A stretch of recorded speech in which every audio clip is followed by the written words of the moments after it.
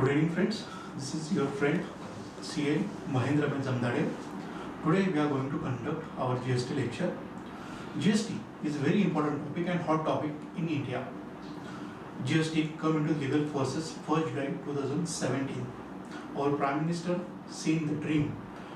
He want to our all taxes subsummate with the one tax and one nation, one tax will be implemented into India. So his objective we are going to see in our practical circumstances from 1st July 2017 onwards. Under GST there is a three type of taxes. First is igst, second one is CGST and third one is SGST. igst means integrated goods and service tax. SGST means state goods and service tax, and CGST means central goods and service tax. Earlier there was the several taxation, but our Prime Minister seen the dreams and they want all taxations come into the one roof. So that reason they make the beautiful tax plan. So that's tax structure. So that tax structure come into the legal forces that date we already discussed. So the earlier there was service tax, VAT, excise, and luxurious tax, entry tax, octroi. This kind of the all taxations was available into the India, but all these taxations went away and new one tax come into the legal forces, that is GST. So why GST is important? What are the objective behind GST come to the legal forces, that we like to discuss in our today's lecture. First of all, I would like to discuss about that. What is GST? So GST is the tax which is applicable in India 1st July 2017. First GST was launched in 1954 by the France. Then after we launched this GST in our India in 2017. This GST is very important. This gives the perfect platform to all businessmen or trader or entrepreneur to come into the one way. They have the multiple obligations. They have to file so many returns and so many compliance they do earlier. But nowadays they have to submit all documents and details to only one tax system. So that is GST. So there was the cascading effect, tax on tax, that was abolished by the GST regime. So that related we are going to discuss on today's lecture. So there is a GST. GST very important topic. So under that GST we are delivering with the three taxation system that is coming from 1st July 2017. So that GST having the interlinked to each other.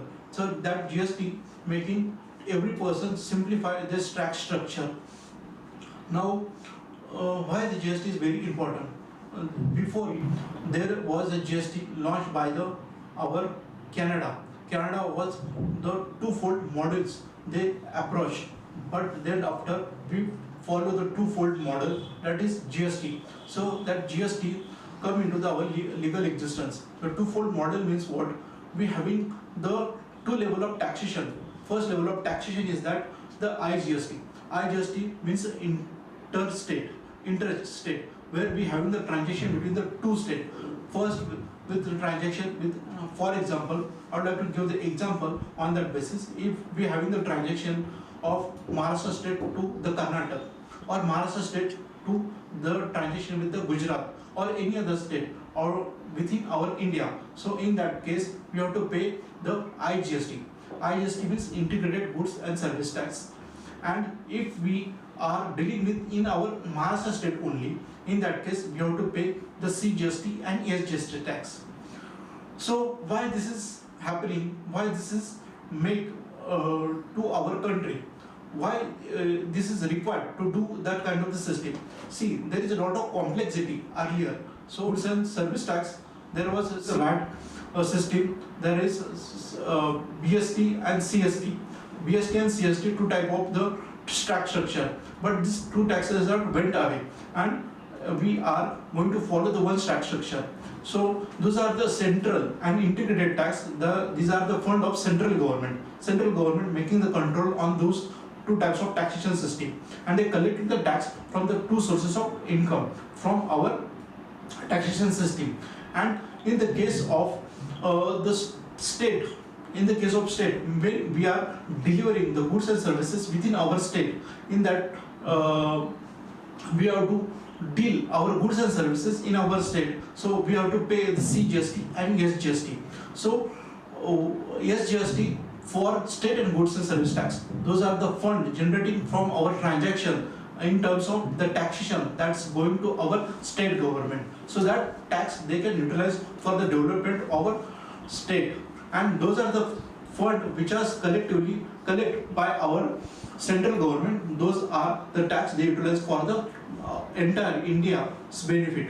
So these are the very important tax structure. There will be no conflict will remain from state or by the central government. So that is why we are classified this tax structure between two ways. First of all, the government, the revenue for the central government and revenue for the state government. The central government revenue is generated from the central goods and service tax, whereas the revenue from our central, so that will be generated from our CGST and SGST goods, service and tax, that regime. So in our Maharashtra state, we basically dealing with the several taxation structure and several taxation norms. Under that, we are going to see it when our GST going to levied to the person. So GST is levied to every person. Those are taxable under the GST Act. So there is a goods are maybe the exempt or maybe the taxable goods. The exempt goods are the goods very necessary goods. Means the goods are very important to human beings to live their living to planet, or they have to sustain into day-to-day activity. So for the example, I like to give the example, those are the vegetables and water, very basic goods. So that goods, the GST rate is 0. There is no GST is applicable. So GST we need not to pay any GST on that. But if you delivering with the milk, then after sweets, then after any product which is the semi-necessary, luxurious and very luxurious goods, on that goods we have to pay the tax. So accordingly, the requirement of the people, the goods and their taxability are changing. If the goods are utilized for the necessary goods, for that the goods we have to pay the tax rate at the 5%. And if there is the semi-necessary goods, means this is not necessary goods but which is come into the some consumable goods, so that goods are taxable at the rate of 12%. And those are the luxurious items, that goods are taxable at the 18%. And those are very heavy luxurious goods, means of precious and very important goods, and these are the very luxurious goods. So that rate of goods, that kind of the goods, the tax rate is applicable is 28%. Even if there is a tobacco and that kind of the things, there the GST rate is 28%. If you are going to purchase the Mercedes-Benz car, in that case you have to pay the tax at the rate of 28%.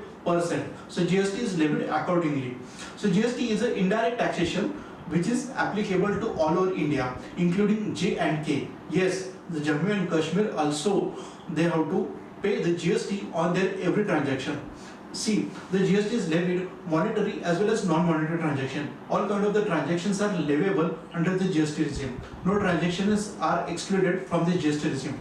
But the GST is taxable under the destination based taxation, means when we going to supply our goods, then and then only we have to pay the GST. Otherwise there is no requirement to pay the GST. Means earlier there was the excise.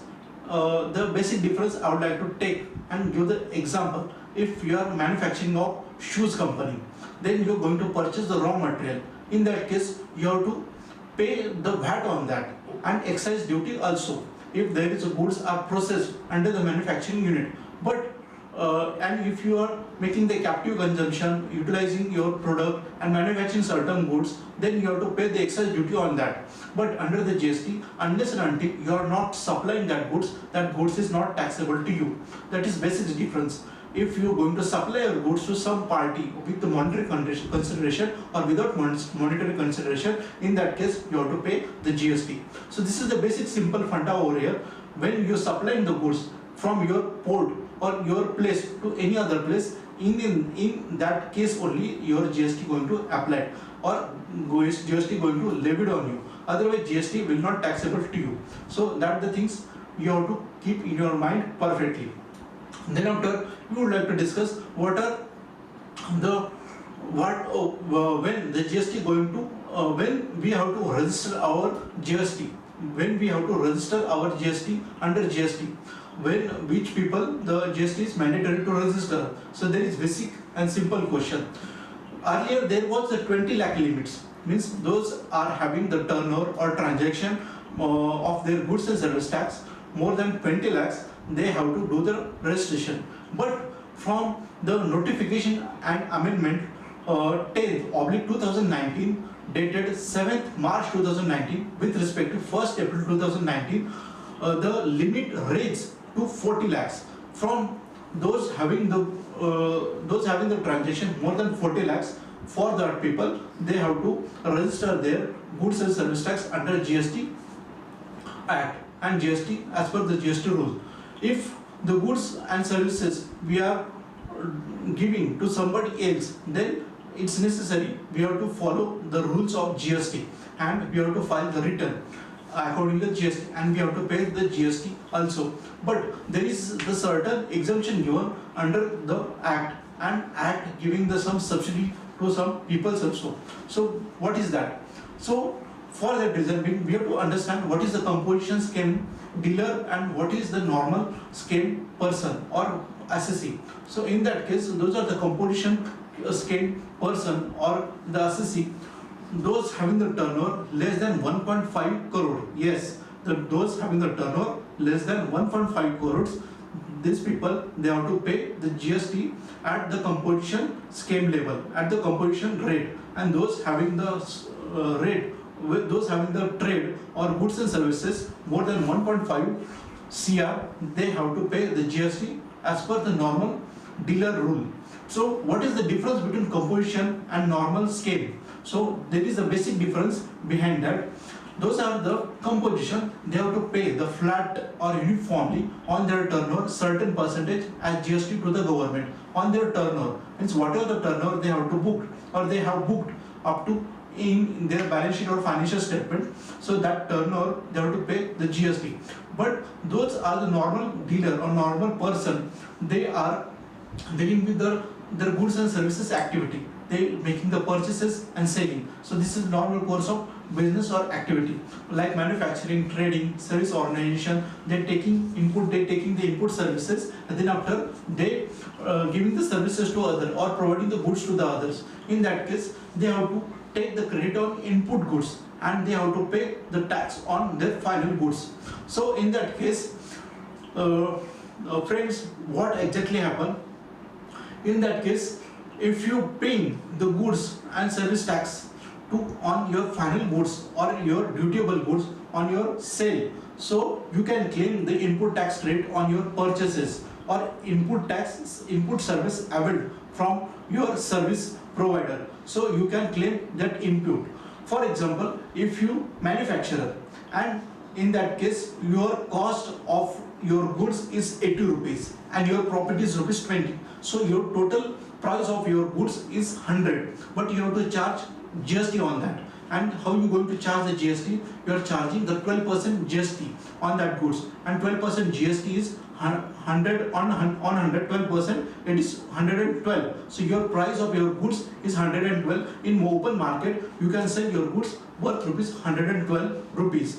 But when at the time of you are going to purchase your raw material and you are taking some input in your organization, at that time you are going to purchase some goods, in that case you have to pay the GST. So for example, your value of your goods is rupees 40 rupees, and the profit added by your purchaser, means the supplier or producer, those who giving the supply to you, they having the profit on that goods 10 rupees. So value of that goods is 50 and 12% GST on that. So 12% GST, that will be the value of your goods will be 56 rupees. So 56 rupees your input value of your goods. So in that case, how much value you have to pay? That is the question. So 12 rupees you have to collect from your customer, and 6 rupees you already paid to your dealer. So 12 minus 6, the net 6 rupees you have to pay to your government. So government collecting 6 rupees from you. So this is a chain into the GST, and you are labeled under the GST system. So those are breaking this change, so they suffering GST cost or GST tax heavily.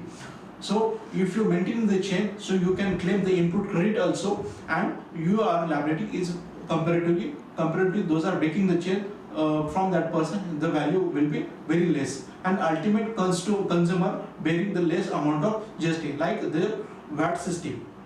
But VAT system having the taxation on tax, like there is a excise duty and we're charging the tax on excise. So there is tax on excise plus VAT. So that additional tax we are going to charge over there, and additional cost we are incurred, and that cost we are collecting from our customer. So that is bigger hamper and bigger problem over there. There is a taxation on taxes, and cascading effect is over there. So that's why we are collecting the huge taxation from our customer, and there is burden on tax to that taxpayer.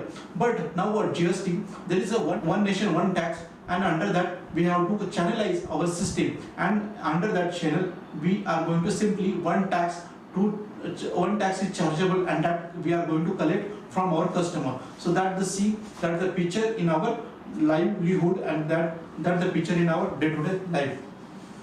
Thank you very much.